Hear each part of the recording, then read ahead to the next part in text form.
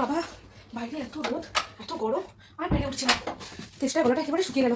মনা, এই মনা, এদিকে আয় একবার। আমার রান্না বসাতে হবে, ঘরে এতগুলো কাজ রয়েছে, কখন কি করবো? এই মনা, শুনতে পাচ্ছিস না? এদিকে আয় একবার।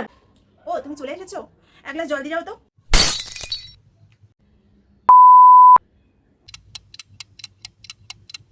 কি হলো, দিয়ে যাও এক গ্লাস জল।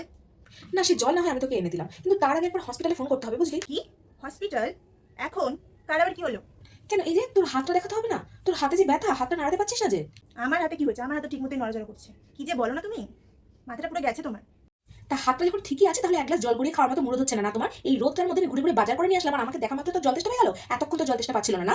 আর আমি মেয়ে কোথা করেন, আর আমার মাথা খারাপ? হ্যাঁ, আমার মাথা খারাপ? আমি সারাদিন ধরে ঘরের কাজ করবো, বাইরের কাজ করবো, রান্না করবো, তোমাদের যত্ন করবো, আর তুমি আমাকে বলছো কিনা আমার মাথা খারাপ? হ্যাঁ, আমার মাথা খারাপ?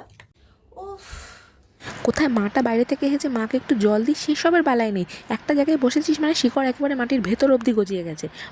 মা সারাদিন খাটাখাটনি করলে কার কি, আমি পাটের বিবি সেজে বসে থাকলেই হবে।